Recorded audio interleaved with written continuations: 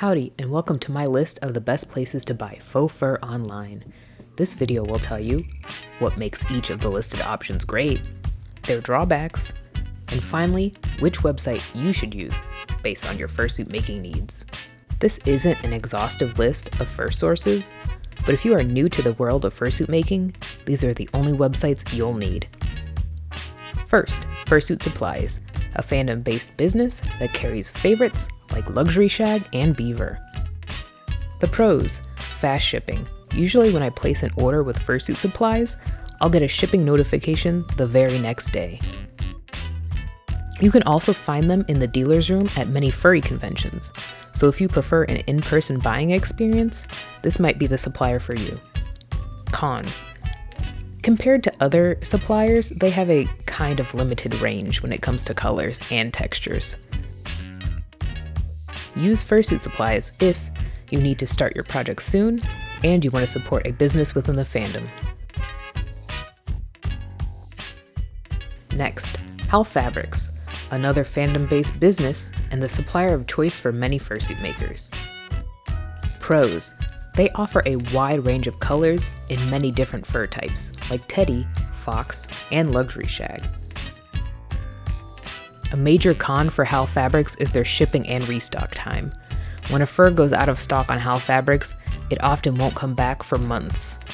If you have a time-sensitive project, make sure you order that fur way ahead of schedule. Use Howl Fabrics if your character is monochromatic or contains a lot of colors in the same value range.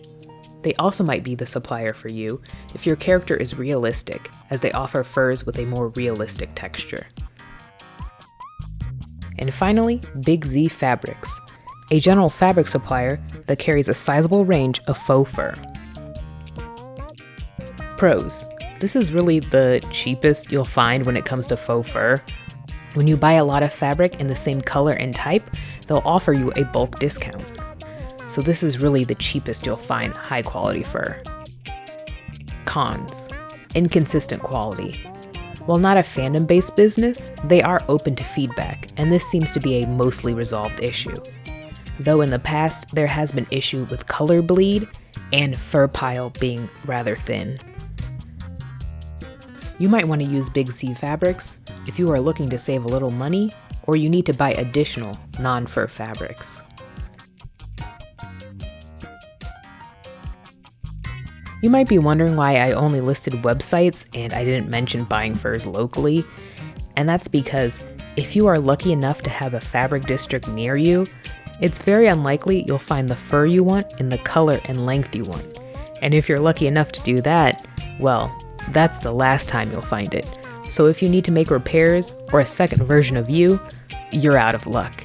It's just better to buy fur online so you can have that consistent quality. And that's it. Stick around for part 2, where I'll explain the different types of faux fur and when to use them.